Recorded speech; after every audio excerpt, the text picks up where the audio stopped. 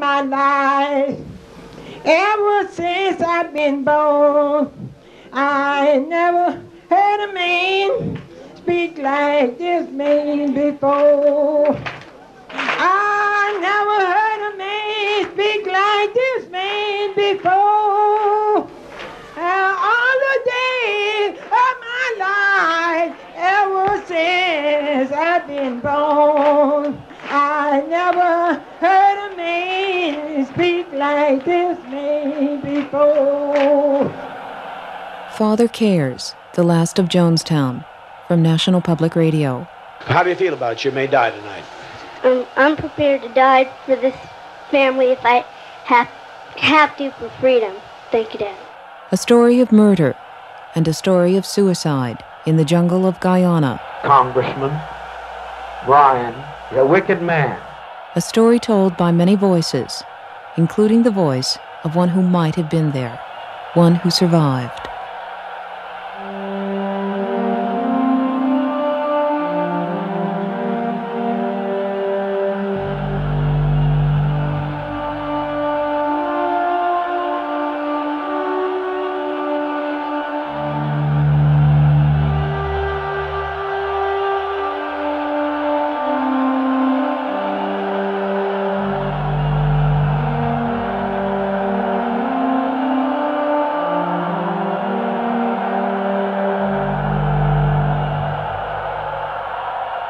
In the aftermath of Jonestown, the FBI found in the jungle hundreds of tape cassettes, 900 hours of recordings made in Guyana and some in California. James Reston Jr., who had visited Jonestown in the days just after the tragedy, filed legal action under the Freedom of Information Act to obtain access to the tapes. Reston has now written Our Father Who Art in Hell. This radio program is the story of the Last of Jonestown, based on Reston's research for his book, including the actual tapes, the recordings of the voice of Jim Jones, and the followers of People's Temple. The story ends on the night of November 18th, 1978. You will not hear the actual tape from that night, The Sounds of Death. You will hear a reconstruction of that night. The program does contain material and language that may be offensive to some listeners. The narrative was designed by James Reston Jr. and Noah Adams to share the consciousness and memory of those who knew what happened in Jonestown. At the end, he would say he was born out of due time, the world not ready for his message. He was too highly evolved. His principles were too pure, his commitment too deep, his love too all-embracing for this time, for this planet consumed as it was with hatred and racism and greed. The most segregated institution in America is the church at 11 o'clock on Sunday morning. The most racist institutions are the churches. You can listen to the broadcast over and over, all through these religious broadcasts. You can hear hate. If you just listen with a close ear, with a scrutinizing mind, you can hear hate all the time, teaching people to hate one another. Perhaps Father was evil decades before. Perhaps he was insincere and cruel and even bestial from the beginning, but he was surely bold and exciting with an animal sexuality. His voice was captivating, his presence commanding, his power was overwhelming. I've got to find out who's willing to think. The truth will set. It's only right that I get somebody to be like I am. I want you to be like me. I don't want you to worship me. I want you to be like I am. I want you to become what I am. I want you to enjoy the fearlessness that I have, the courage that I have, the compassion that I have, the love that I have, the all-encompassing mercy that I am. I want you to be what I am and something greater. I want you to give you more than I have. I want you to be greater than I am. And if you don't want to go this route, then go to hell where you want to, but don't bother me. He rose from a silent stage in the early 70s, a passive time, and gathered needed passive followers. So this is their story too, they too complicit in the crime of Jonestown. He would tell them so at the end to urge them on. Father had always thought of himself as a historical figure, and therefore, knowing that everything he said was important, he recorded his descent into history. Starting early on, when the People's Temple was rising with enthusiasm in the Redwood Valley of California, when he proclaimed he was divine. We're dealing with some serious matter. Oh, thank you, Father. And devised ways to show it. All right, thank you, because I'm going to heal you now and save you from the worst death I know, your throat being opened up and having a tracheotomy and having unable to speak. I'm going to take away the hoarseness that's in the morning. Now, you just begin to vomit, and the cancer will unlodge. Here. Hands clasped. Hands clasped. Oh, it's all right. Just clap your hands. I think it'll be better. This mountain shall be removed. This mountain shall be removed by the Spirit. Now, just put your hand in there and vomit. Put your hand in. Keep on clapping. She's putting her hand in her mouth to loose it. To loose it. Feel it. It's not by might. It's not by power. But by my Spirit. Now, I feel it loosening. Now it is. Now it is. Now it comes. There it comes. Spit it out. There it is. All of it's gone. Gone. All gone. There it is. The blood.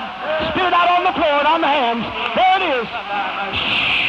Now where it's broken, where that tissue, the poison breaks, it'll be an awful bad taste. So give her. There it is. Spit out all the blood all over their hands there on the floor. The cancer's out of her throat. The tumor's healed. Came out of her body. Right now, spit out here before all these thousands of people present. Let's praise the name of Jesus Christ. This mountain shall be removed.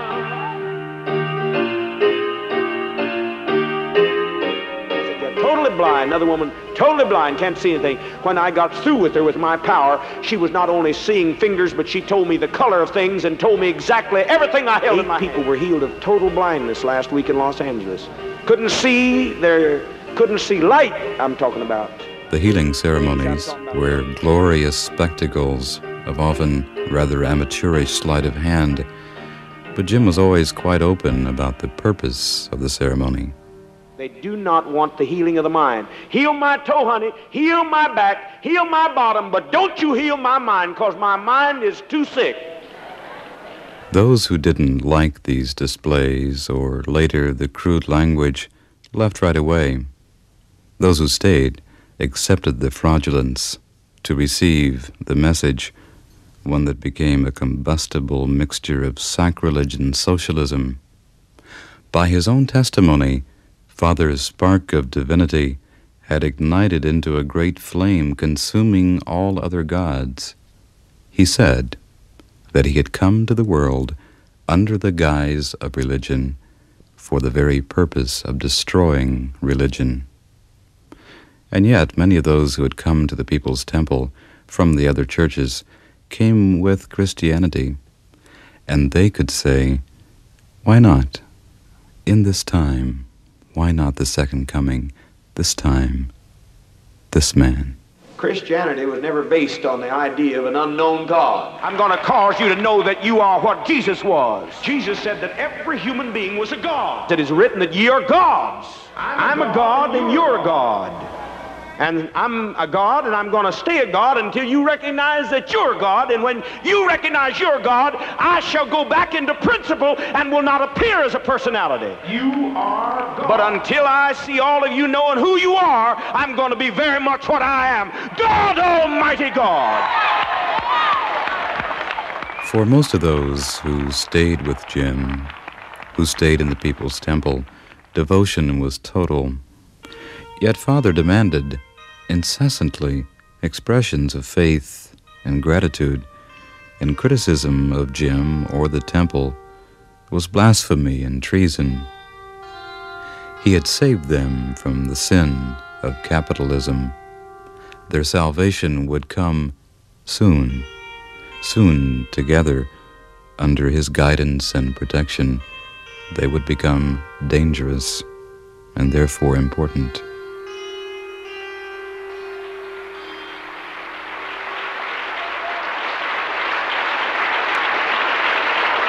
I don't mind losing my life. What about you? I don't mind losing my reputation. What about you? I don't mind being tortured. What about you? I'm just no longer afraid, and I've lost interest in this old world of capitalist sin. And racism, I've lost interest in it. So if somebody wants to make me stay in it by compromising with filthy-minded people that cannot even have respect for somebody that would die for even his enemies, and they want to cause anarchy in our midst, I would just as soon bring it all to a gallant, a glorious screaming end. Just bring it to a screeching stop in a one glorious moment of triumph. So you think about it. In the beginning of 1977, Father was at the peak of his power. The temple had churches in San Francisco and Los Angeles, as well as the Redwood Valley. Dad said 20,000 people had joined. His newspaper, the People's Forum, was reaching 600,000 people in the Bay Area, and he had been named the head of San Francisco's housing authority. Jim was being praised by the mayor and the city council, even California's lieutenant governor. But then defectors from the People's Temple, traitors, Dad called them, started telling stories of manipulation and beatings and sexual depravities, things going on behind the closed doors.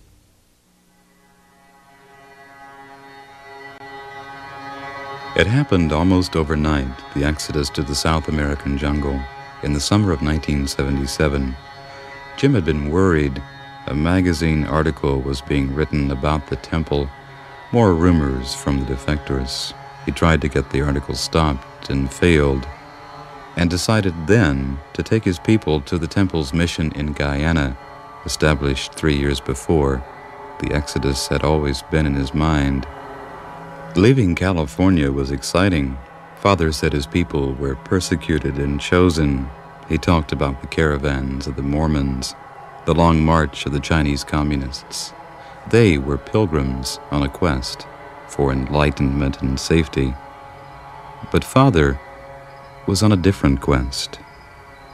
He wanted his people to follow him into the jungle, to be alone with the night and his voice.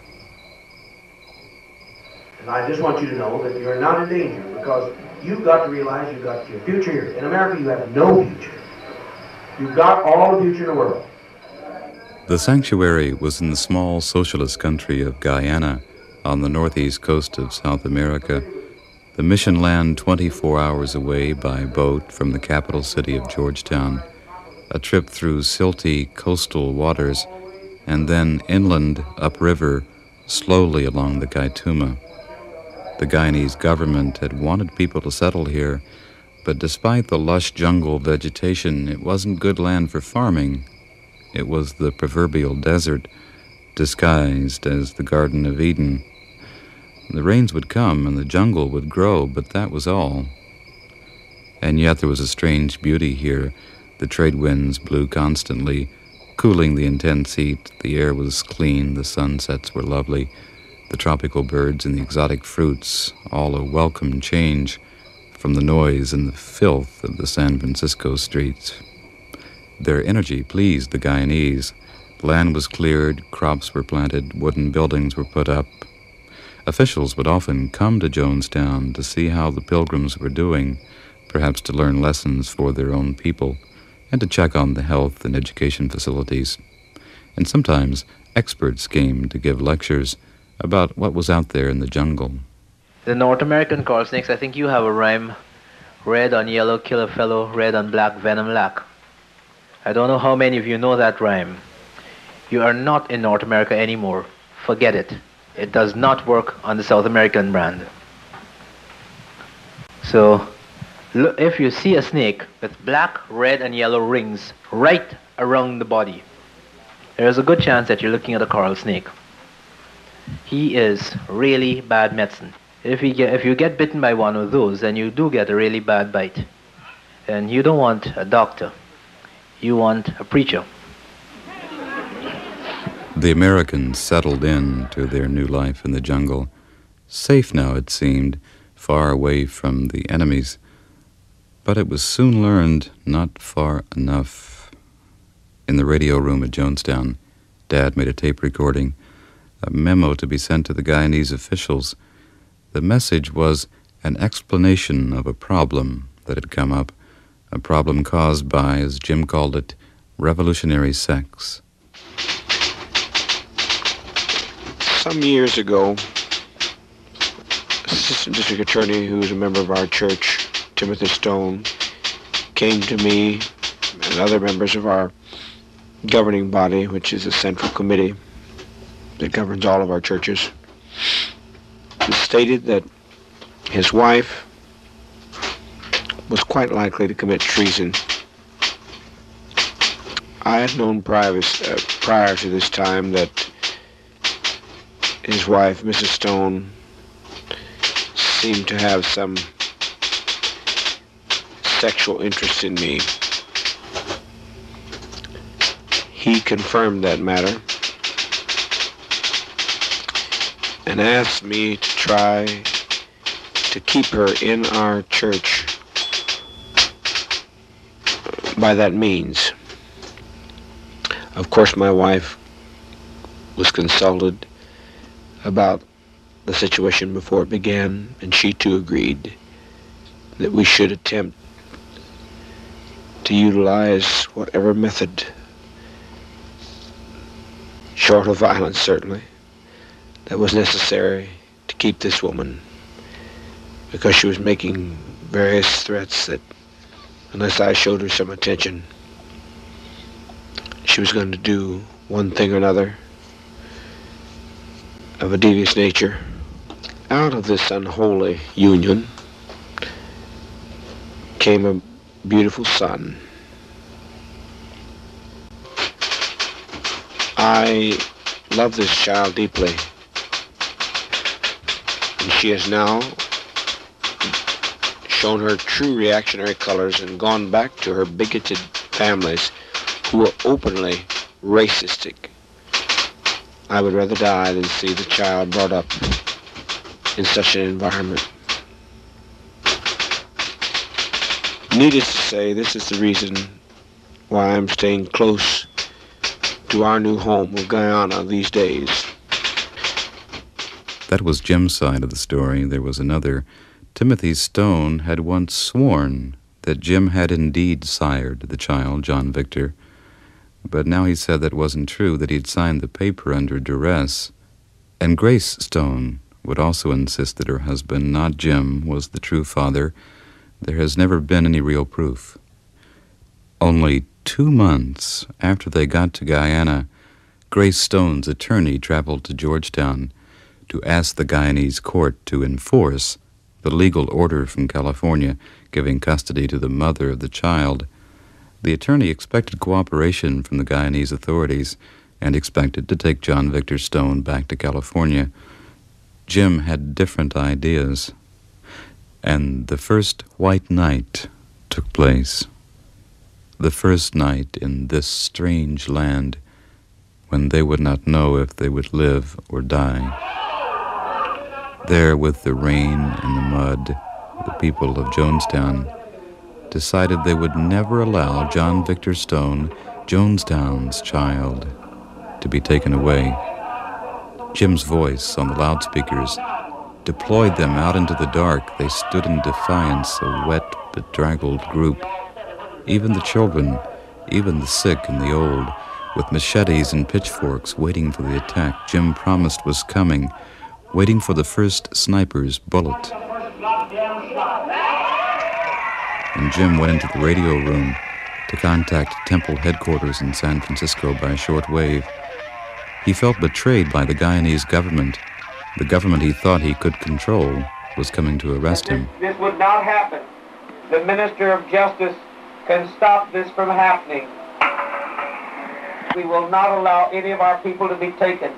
And of course we cannot wait here endlessly, because we have only so much food and so much resources. People have lived by pacifism, but we do have the right to die and everyone made that decision. Anyone that wanted not to was given permission to leave. But we will die unless we are given freedom from harassment and given asylum somewhere. We are not suggesting, do you copy? That any compromise be making on the part of the child. We do not feel that any precedent should be set of giving anyone back. We feel that the child should stay with you, over. The Guyanese police had come to Jonestown to serve Jim with the legal papers. He hid from the police when they came. They nailed the papers to one of the buildings and left. Jim was now in contempt of court. And as the night went on, the shortwave radio crackled in the air with Mother Marcelin pleading with her husband from San Francisco. Believe me, I also offered to be arrested, but the people voted unanimously not to let me go. I'm glad to go. I'm glad to go. No problem about it, Marcelin. I'm glad to be arrested. Life has no meaning other than principle, and I could not let this child go to her. She, by his own testimony from his heart, when I asked him if he wanted to go back with her, it would be all right with me. I wanted him happy. He told me some of the most horrible things she did that you could ever imagine that she did to him and said to him. I want peace for my children. I want them to live. I want them to have a future. They're wanting to die too quickly, some of them. I am the one that's holding back. Roger. I just want to say that I am your wife. I've been your wife for 28 years. I know the pain and the suffering you've gone through for socialism, for complete economics and racial equality.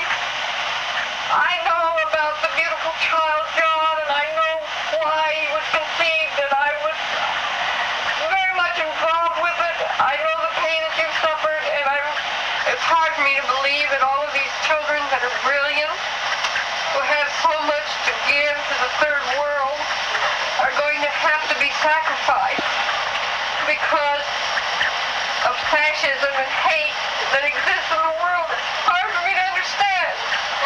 But I certainly understand your stand there and am with you 100%. If you don't get control of your emotions, you can destroy the greatest decision in history.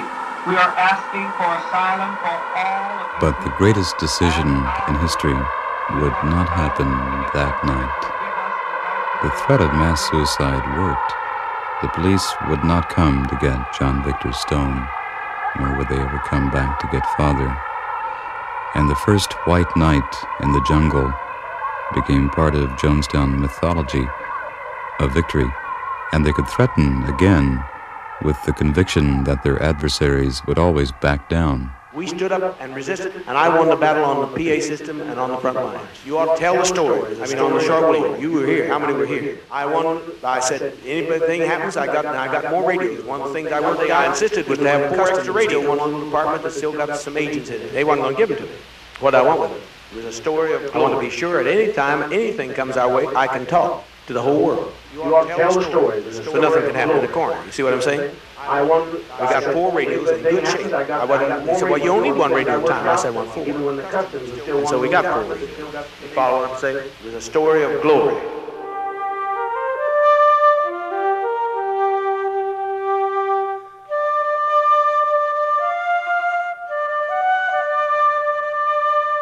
The people of the temple worked long days in the fields, stood in long lines for food, and at night after dinner, they would be assembled in front of the pavilion for the town forum meetings.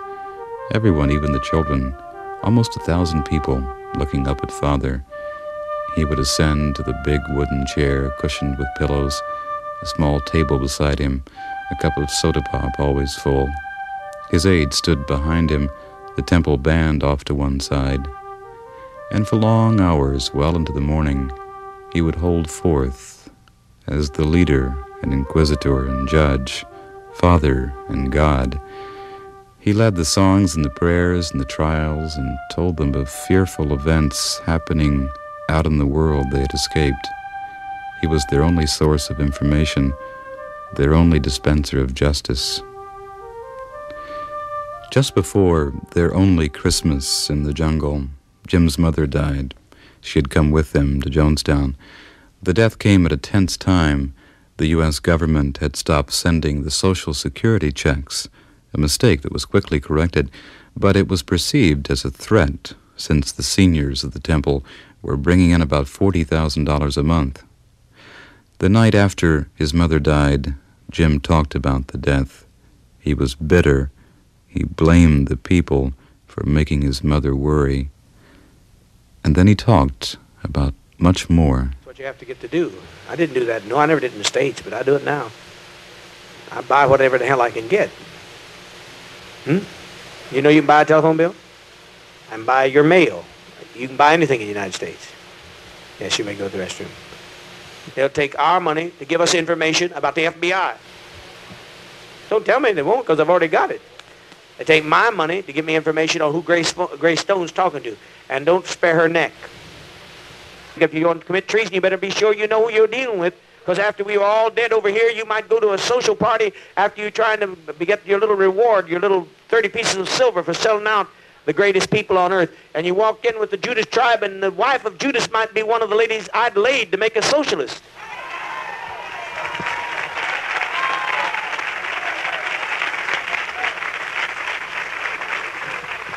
And she might give you slow poison in your champagne.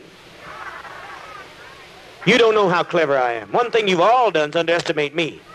I made plans for treason long ago because I knew I couldn't trust nothing. I knew I couldn't trust anything but communism and the principle in me, yes, restroom.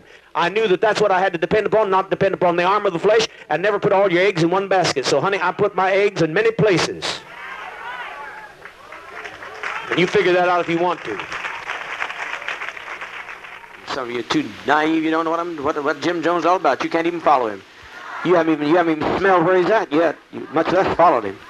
You don't even know who he is, and you might miss him. If you didn't have a real good look at him, you wouldn't even know who he looked like. You really haven't got next to him, but I've got all kinds of things in store.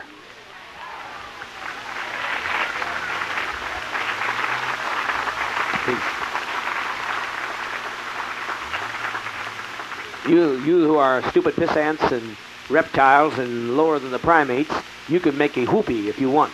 But your whoopee makes me sicky. And so you can make your whoopee while I do something that's far more significant. I got me some big plans. Both here, there, and everywhere. Got lots of plans.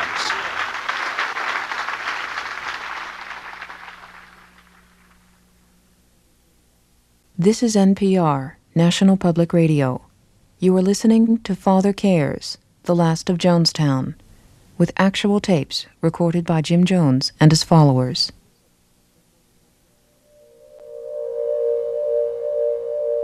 Thousands of miles away in California, the relatives of Jonestown residents, their contact cut off from their loved ones by Dad, were becoming troublesome.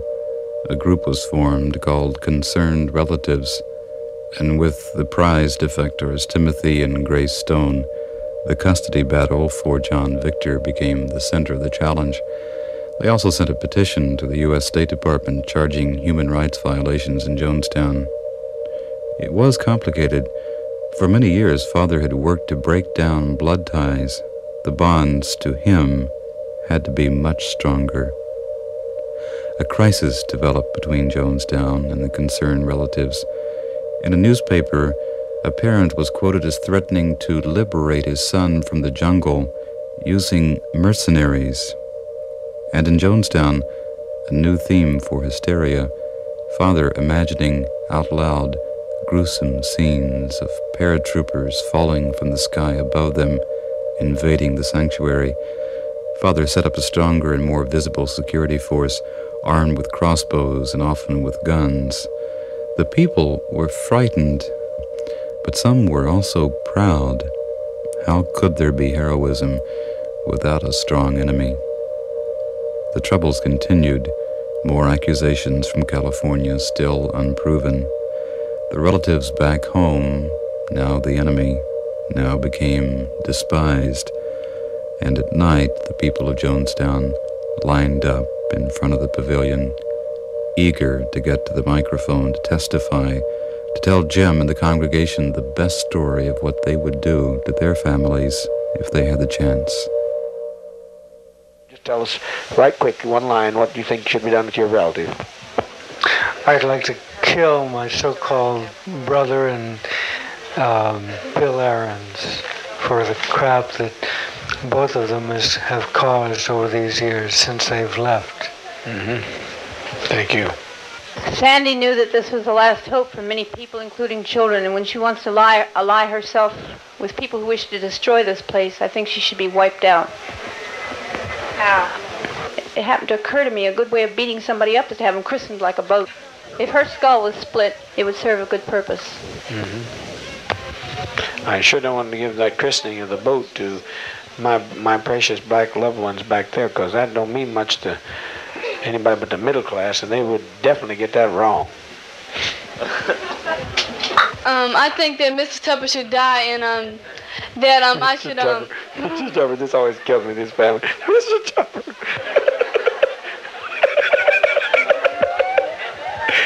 He's always been Mr. Tupper. Everybody calls him Mr. Tupper. I don't want to know it. It's funny. I like it, Mr. Tupper. Go ahead. I think that I should take a knife and cut Mr. Tupper all up real good, and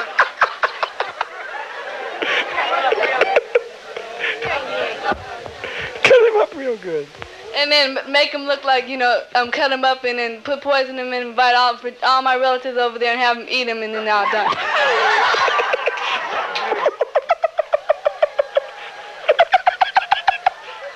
You've been talking to Reb. That's what you've been doing.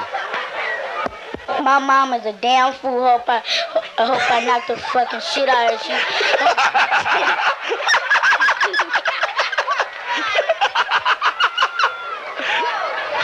I'm glad I put my life on the line to save you. Say my mama's a goddamn fool. I had to beat the fucking shit out of her. I dare her come out, because I'll be the one to I'm a shot her. Good. My mama's a goddamn fool. 1, 2, 3, 4, 5, 5, 4, 3, 2, 1. 1, 2, 3, 4, 5, 5, 4, 3, 2, 1. How do you copy me? Father demanded a news conference by shortwave radio. The press gathered in the office of the temple's attorney in San Francisco, waiting to hear a statement from Jonestown that was to refute the charges of the relatives. And in the jungle, in the radio room, Father was ready. He stood close as one of his aides took the microphone. My name is Harriet Tropp. I have a law degree and am currently teaching at the Jonestown Community School. I have a statement to make on behalf of People's Temple in response to the grossly false and malicious statements that continue to be made about our community here in Guyana. Do you copy? And with Jim whispering instructions, Harriet charged that the allegations of the concerned relatives were cruel and monstrous lies, that the relatives wanted to bring mayhem to the promised land. Say, and they're a small number compared to all of the relatives who are planning to visit you. Okay, I have a long statement on that, but I'll put it in there. But then she made more clear, more public, the totality of their commitment. Finally, we would like to address ourselves to a point that has been raised, it seems, about some statement, supposedly issued officially by People's Temple, but whose authorship we here are unaware of, to the effect that we prefer to resist harassment and persecution, even if it means death. Those who are lying and slandering our work here, it appears, are trying to use this statement against us. We are not surprised. Do you copy? However, it would seem that any person with any integrity or courage would have no trouble understanding such a position. Do you copy? Dr. Martin Luther King reaffirmed the validity of ultimate commitment when he told his freedom riders, quote, "We must develop the quiet courage of dying for a cause," close quote. And we, likewise, affirm that before we will submit quietly to the interminable plotting and persecution of this politically motivated conspiracy, we will resist actively, putting our lives on the line if it comes to that. Do you copy?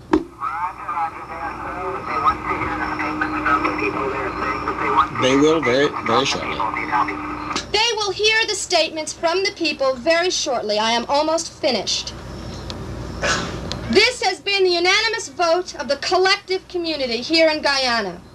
We choose as our model not those who marched submissively into gas ovens, but the valiant heroes who resisted in the Warsaw Ghetto. Patrick Henry captured it when he said simply, "Give me liberty or give me death."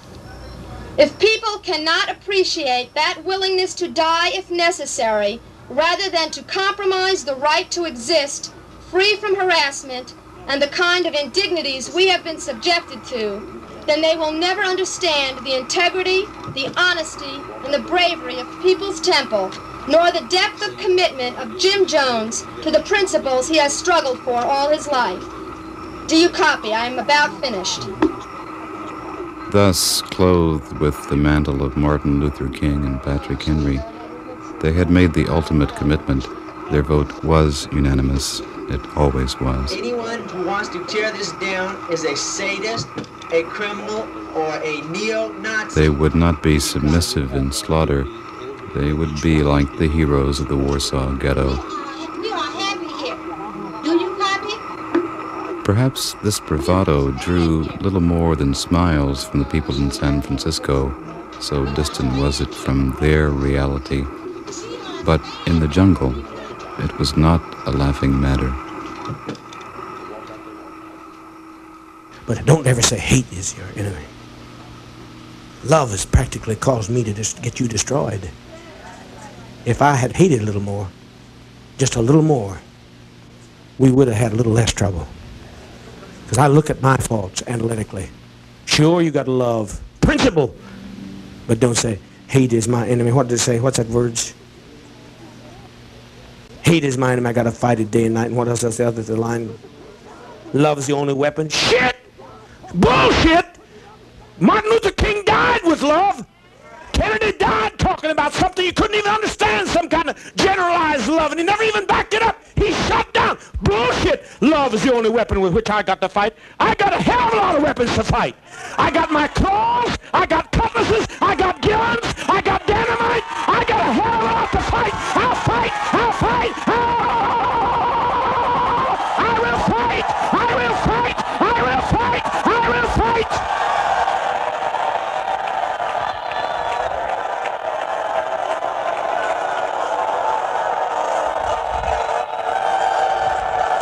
Let them hear it in the night.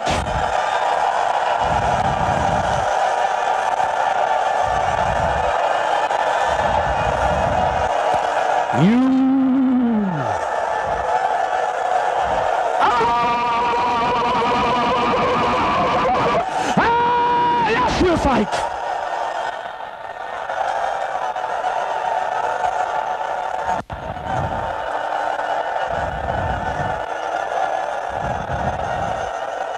Let the night roar with it. They're out there. They're out there. They're listening. Let the night roar with it.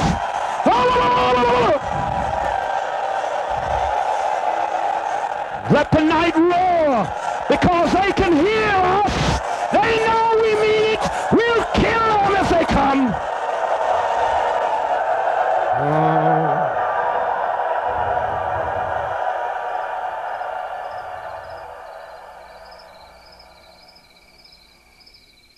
In Guyana, the grand experiment went on.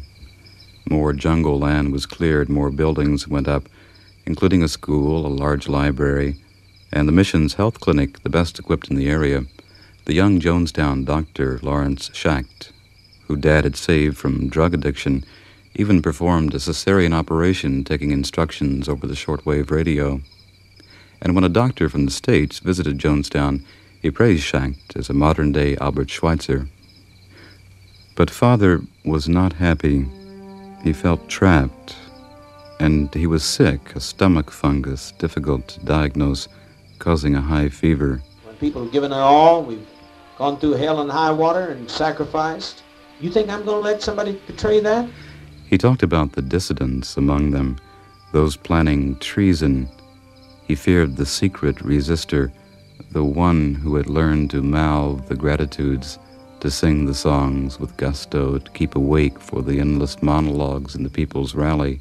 But anyway, if you would run away, and you got all the way back to New York or Chicago, you won't get by. And Father was frightened of those who were trying to find a way to escape.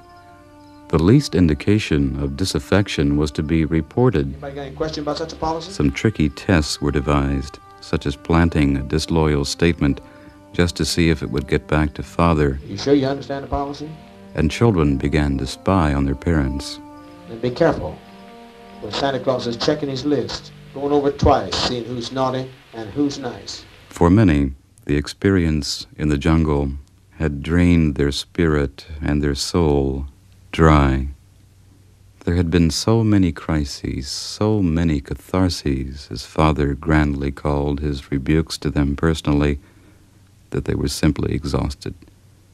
And some began to long for the final crisis, because the endless, manufactured, unresolved emergencies had become the real hell.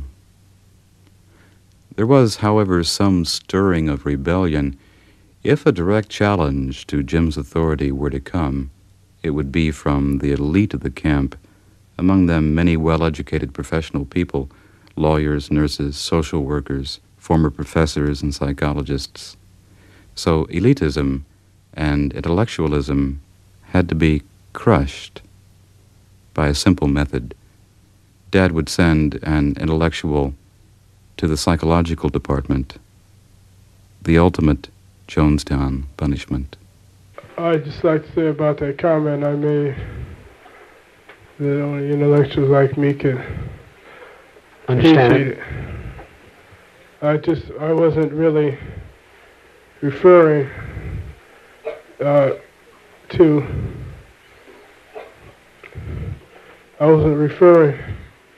I wasn't referring to the group that I felt that I was smarter than anyone else. I just meant that I was referring to people that are familiar with the arts and having a sort of kind of intellectual background, but I really don't consider myself as an intellectual. Mm-hmm. So I just used that word, but I really wasn't referring to the group. You'll be moving in with Brother Bikeman, and you won't be very well for a while. And I hope that you learn, because I have to exert my power with a sense of justice and will. Because you have stepped too far.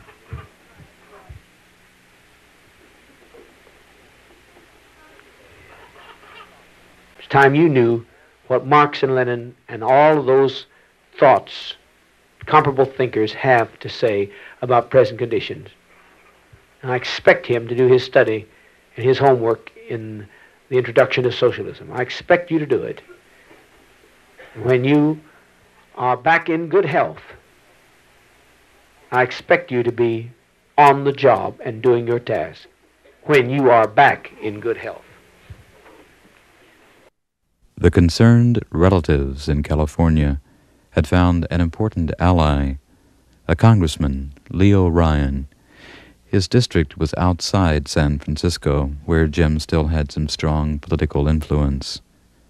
Congressman Ryan had a niece who had become deeply involved with Scientology, and he sympathized with the torment of the temple relatives who came to him for help. And Leo Ryan had always been attracted to unorthodox, highly visible causes like baby seals and whales. 6 months before the end, Ryan was making real trouble. He asked the Department of State to investigate Jim's passport, and he wrote a letter to the temple declaring his support for Timothy and Grace Stone in the battle over the child. And the congressman wanted to know when he could visit Jonestown. In the jungle in Jonestown, Father was worried and intrigued. A confrontation was possible a cataclysmic confrontation, the gallant moment watched by an admiring world. However, at the same time, Dad wanted to get away from Guyana to a final sanctuary truly beyond the reach of the class enemies, as he called them. He wanted to go to the Soviet Union. Cuba was also a possibility. Contacts had been made with the Cuban embassy. The choice, though, between Russia and Cuba was something to be discussed and voted on. Go ahead.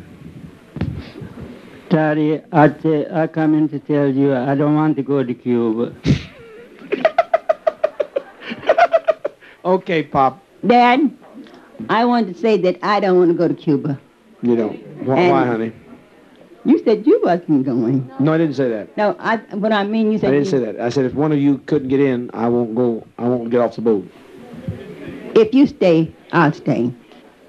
Honey, I ain't decided where I'm going. So how the hell do you know what you go with me? These people are going whether I go or not. They're voting. How many are going to? How many want to go to Cuba? Edward Moore? Which way is Cuba, Edward? What's that? It's over that way? Oh, I'm sorry. Out by the Piggery? To the northwest of the Piggery. Oh, thank you.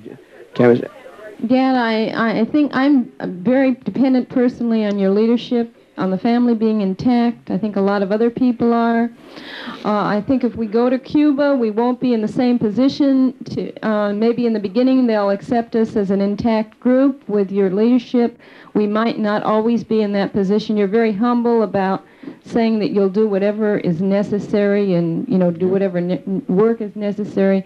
By the way, they should be writing up a Trop, and some of these should write up. There should be some notes. If there's any difficulty, we will certainly, change. I mean, if anybody can take out and can educate, we will more than gladly. Those that can fit in and they can make analysis of, we'll be happy. Then if we're all once there, we got the same situation we got here. We can white knight one place as another. Right on.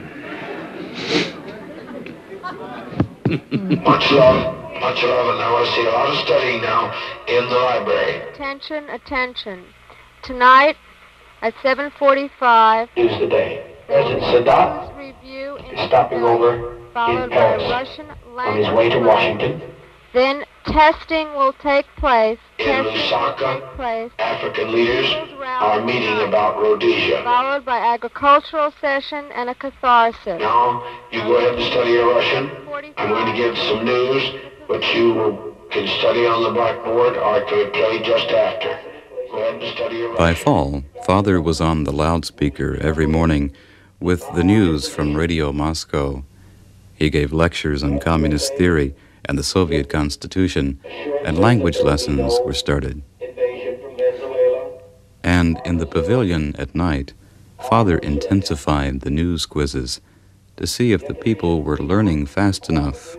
Okay, what was the basic premise of Mao? Young man, you already passed.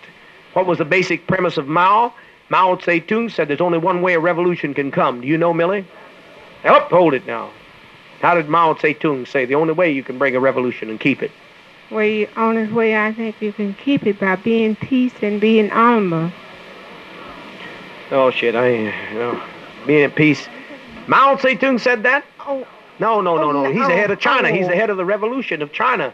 He marched 6,000 people on the line. He's been on a long march.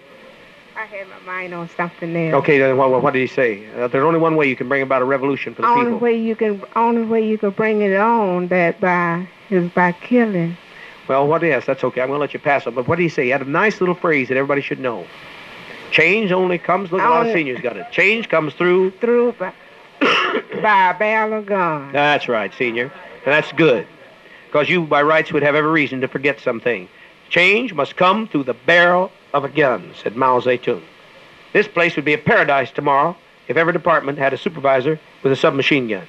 There'd be no shit here, right? Everybody'd work, we wouldn't have no trouble. But that's a shame. Because we have the right to do certain things. The government's suggesting we get armed, so we will be able to enforce our laws. Yes, thank you, dear. You passed.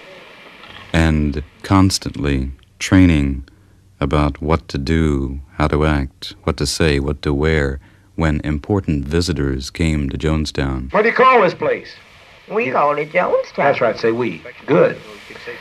You never say family. Just say. I'm asking you, what about the weather, dear? How's the weather out here at Jonestown? I want to know about how the weather is. The weather is beautiful out here. It is? What kind of weather you got? I know beautiful. What the hell's beautiful mean? I'm going to talk like a reporter could talk. The weather is He beautiful. won't say that. What do you mean, man? What do you mean, madam, the weather's beautiful? What's that mean? It's always nice and warm. It's never cold. Oh, Sometimes rain. that's fair. You see, you can say that. What are your political beliefs? I don't have no beliefs. You don't have any beliefs at all? You have no beliefs at all, woman? What do you believe in? In my own beliefs. What are your beliefs? Social?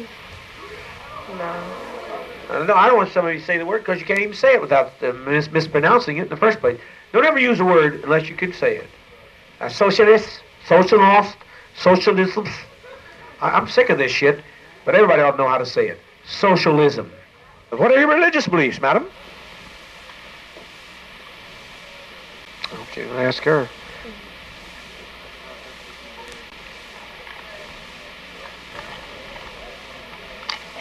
You should avoid the reporters like a plague, honey, because you don't think well on your feet. You just say hi. And some of you out there are still with me. You never nod your head. You never smile. You don't do shit. Where are you?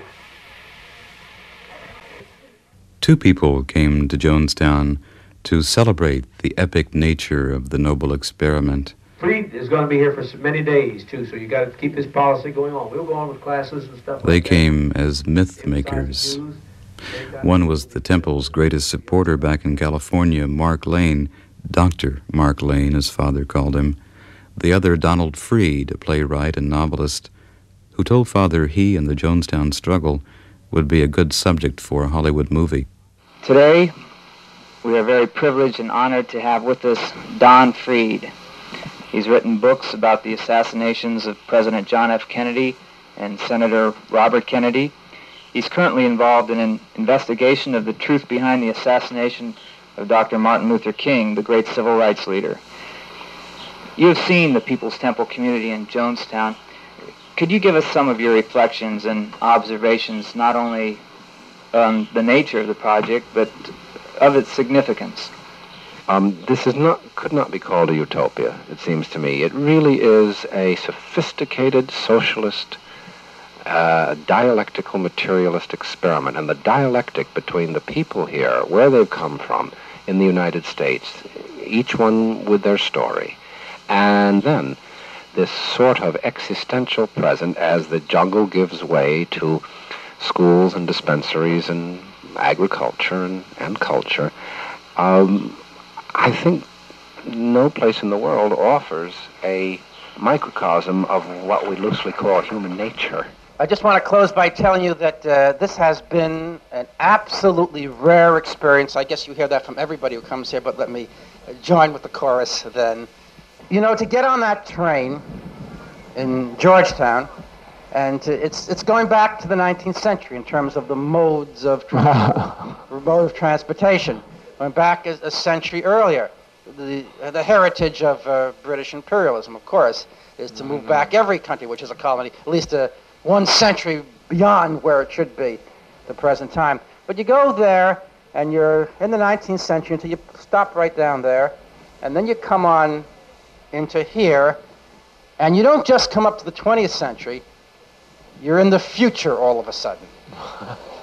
And so it's a big move.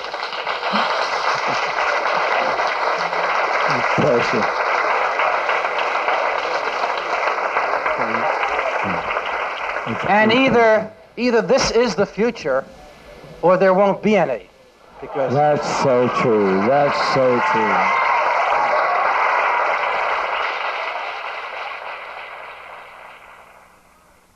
The people of Jonestown thought about the future a lot. Father kept them confused and hoping. They knew, though, that they would not be going back to America. Very late one night, Father called one of the seniors up to the stage, a man who had made the mistake of telling friends about wanting to make just one more visit home. All right, how many witnesses are to him saying that he want to go back to the States?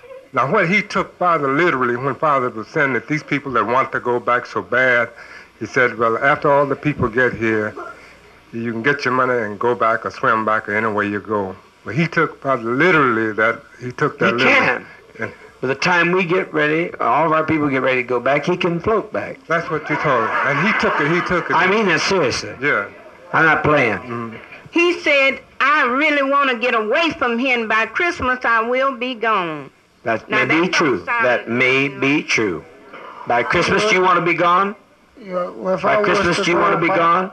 By Christmas, do you want to be gone? I would ask you, could I go home to make a trip to see my people? By Christmas, you'd like to be gone? I would like to make a round-trip ticket. By Christmas, I'm asking you one question. You have listened here many times to what I've said, and I do not intend now to repeat myself. I have established myself on this proposition unequivocally clear, and I have now moved from an administrative socialist office into the office of Savior. Do you want to be able to go home, what you call home, by Christmas? No. I wouldn't intend it until after you people get your folk could try to go home. Until after you see you get all the folks over. It's a fearful thing to fall into the hands of a living.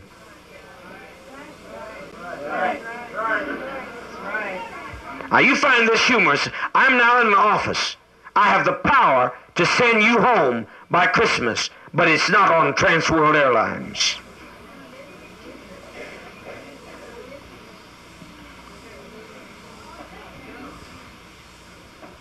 You just take anything and make a big thing out of it. That's not a big thing. That's blasphemy. It's blasphemy. It's blasphemy. It's blasphemy. They may find good humor in your much badgerings. I do not. It's blasphemy to talk about going back when you have not been given any approval. When there's been even no request or even any mandate made.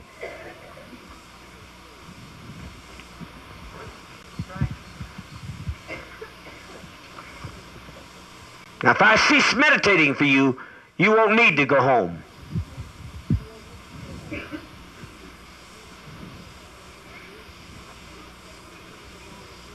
Do you want to go home? No. Well, then be seated and shut your mouth and don't be in my face anymore. For many months, the temple had been talking to Fyodor Timofeyev, the third secretary of the Soviet embassy in Georgetown, reportedly a major in the KGB. Timofeyev had arranged for positive articles about Jonestown to appear in the Soviet press. Father wanted to make the last part of the epic journey of persecution to Russia. The Jonestown basketball team and the temple band were set to make a cultural exchange, going to Moscow. It would also be a scouting mission to look for a new home for the temple.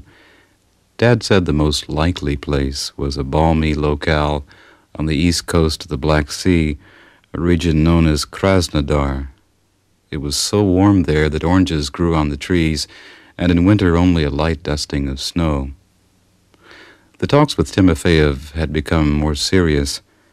Dad said he wanted to arrange to transfer the temple's fortune to Soviet banks. But the diplomat was cautious. He wanted to know more about Father. He expressed concern about Jim's cult of personality. So happy to have you with us, comrade. Comrade, comrade, comrade, comrade, comrade. You hear? Don't say brother, say comrade. How many will say comrade now? So if 5% of us say comrade, at least you'll know we got some camaraderie here. Everybody say comrade. Everything you can see, please use your mind to straighten this up and clean it up. All during that time, say Comrade Jim, Comrade Jim, Comrade Marcelin too, Comrade Marcelin, what? All the displays up, yeah, you bet you. All the Soviet pictures, Lenin and you got, what's his name, that other old fool.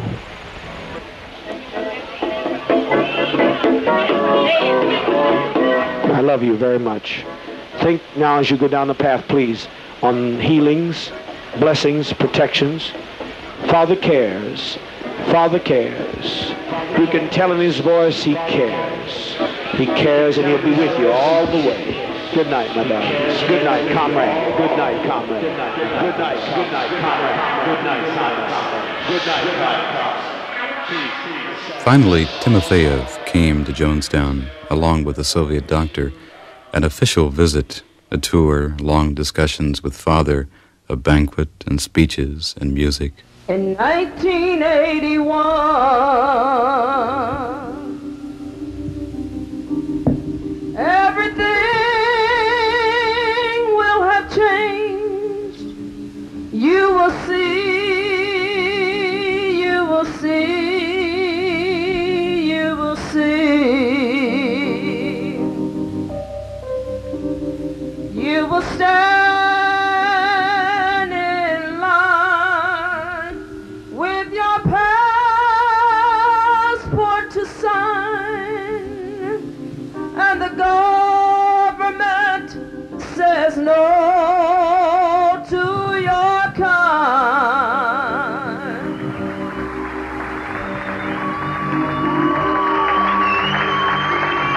For the first time, hundreds of guests have come through here in the name of socialism. Hundreds of guests, but for the first time, and now I give you without further ado the consular and the chief of the press department of the embassy of the USSR of Guyana, so proudly, Fyodor Timofeyev. Will you come forward? Come forward.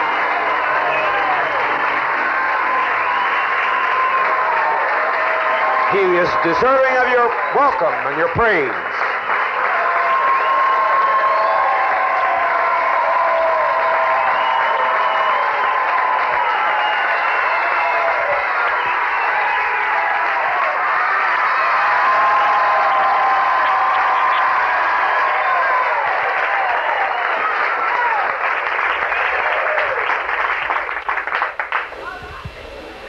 Здравствуйте, добрый вечер, дорогие товарищи.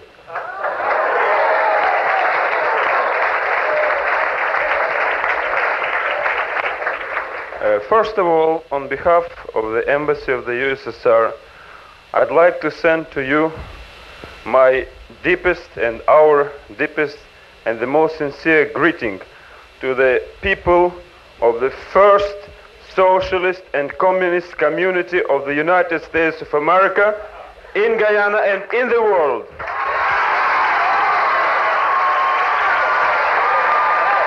This gentleman said something that I cannot quote here. It gave me more peace than ever before. I know after I heard his words, I didn't need to worry about my family, Jonestown, anymore. Your family have died for America and its lies all your life, you have been deprived.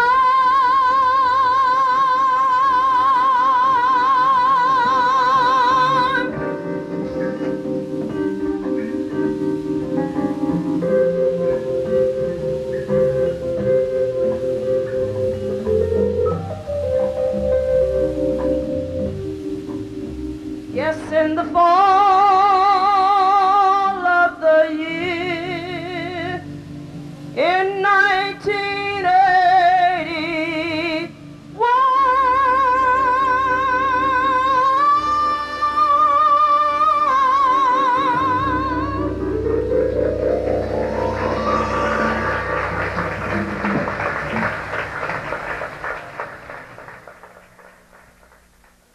Should be in the library, studying the news for test tonight. For Russian. I'm asking and demanding the insecticide do something about these flies. I thank you. I love you. Be in major supply when we see our top officials of the Soviet Union. I thank you. I love you. As a candidate for great promising future. In the last month, Father became desperately sick and seemed scared. You are insane. You don't understand the dire danger of the jungle. you very much. I love you, but I must be stern in the defense of the lives of our children. You could not survive in the jungle if you were to get there. The snakes that can make your leg nothing but a mass of open ulceration. Check it in the medical office. And your eyes go blind and they be paralyzed. Snakes that kill within 3 hours or 20 minutes. Crocodiles that devour you in one gulp. Quicksand that swallows you up over your head just beyond East House. You have no business going in the jungle. I thank you. I love you. The fever stayed and got worse. The fungus honeycombed his lungs. So I'm asking you to be extremely careful. Do not wander out where the tigers are. Ask Ricky Johnson about that. When he was out there and lost, he felt the tiger brush right by him. That gets him. We advise you to follow that procedure 1,000%. Thank you very much. His diabetes gave him terrible headaches, made him dizzy. His hands and wrists were swollen to clown-like proportions. But he's fine now, and he's conscious, and he's alert, so don't worry. Enemies can't kill him. He's going to get all of our enemies. His blood pressure soared to the stroke level. I am very emotionally disturbed with another trader who has stolen our money. It only amounted to a few $1,000s. But I am disturbed, and that's what caused my heart attack. Someone in the States, and I'll get every last damn one of them. I want to tell you, every last damn one of them will die. They will die. I declare unto you, I will not stop until every last one of them is dead, and I'm a long way from death. Even though I was 3 minutes dead, I'm a long way from dead. He had lost 40 pounds. If nothing happened, he would soon die of natural causes. For the third time running, someone has tried to poison my food. We have the sediments. We're going to study them under the microscope. What kind of beast do we have in our midst? The addiction had begun in late summer, starting with brandy and quaaludes, then injections of tranquilizers and antidepressants. Father thought he had cancer, so he started taking powerful antibiotics as well, destroying any natural defenses his body had left. His speech slurred, his mouth was dry. He licked his lips constantly. Most of the time he lay in his bed, drugged, naked, delirious. Father looked and sounded pitiful, and the sight of him instilled in some of the people a desperate desire to escape. In others, the will to commit suicide before Father wanted it to happen.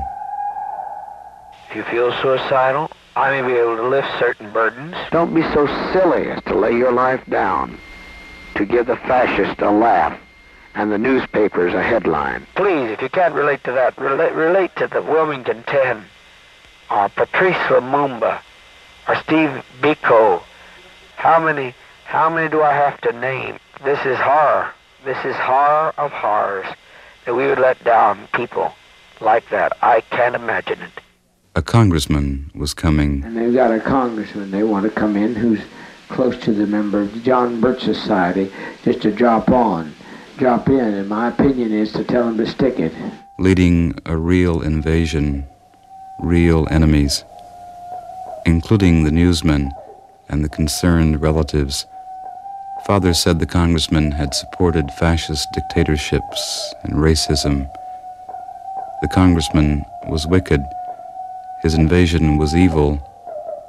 They must be ready. I've got to be involved in the radio room right at night because of a master plan to try to tear up our right to freedom. Just days before the congressman would arrive, a drum of a dangerous chemical was unloaded at Jonestown. It was quickly stored away in the clinic, but a few of the people saw it. They tell the most horrible tales. They whip up dreams of madness out of their own nightmares and evil souls.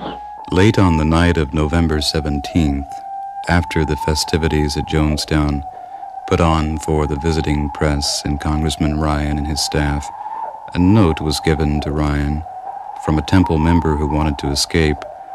The next day, 14 people asked to leave with the congressman. A televised interview, Father seemed to come apart before a world that watched. Later, Congressman Ryan was attacked by a man with a knife, not seriously hurt, and he soon left with his staff, with the defectors, with the newsmen. A flatbed truck followed into the jungle, carrying the gunmen. Father called them his Red Brigade.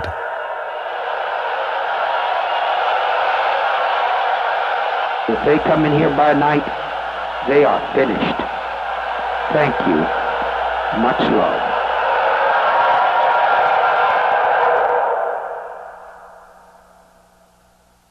Dad climbed up into his chair for the last time. His first words, "I've tried to give you a good life." His voice was strong again, perhaps the last power he could bring to himself as savior. He said they were sitting on a powder keg. Things had happened.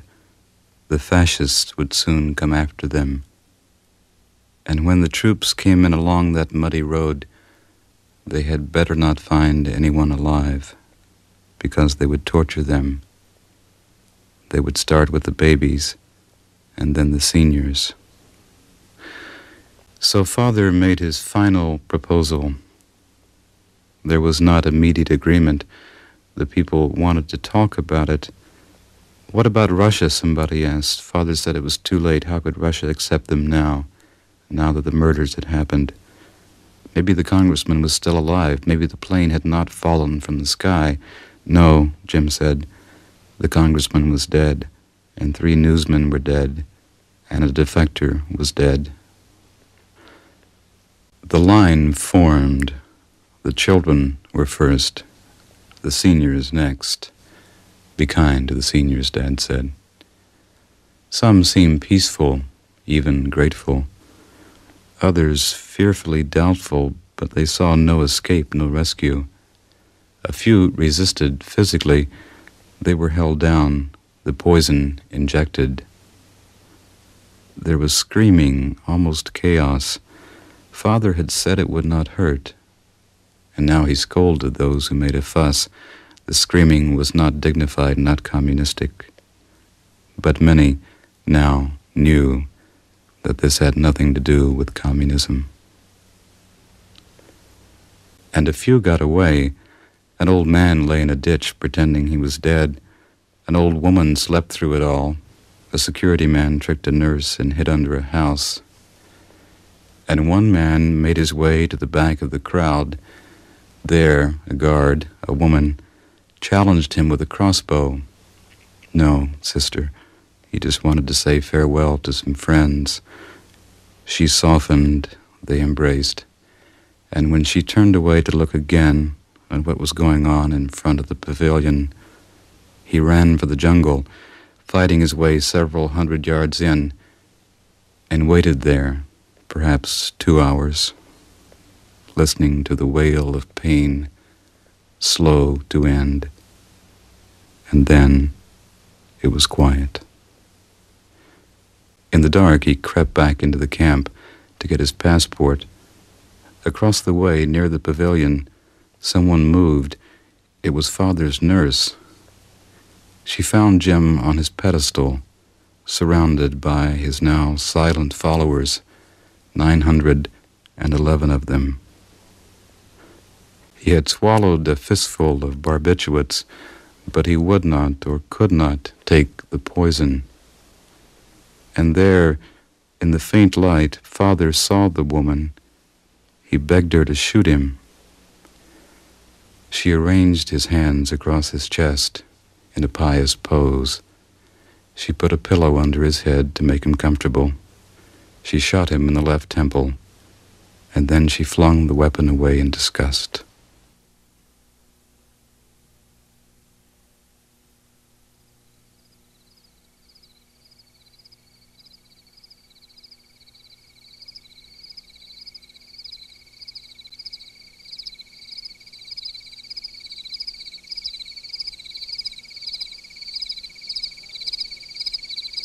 Father Cares, The Last of Jonestown, written by James Reston Jr. with Noah Adams.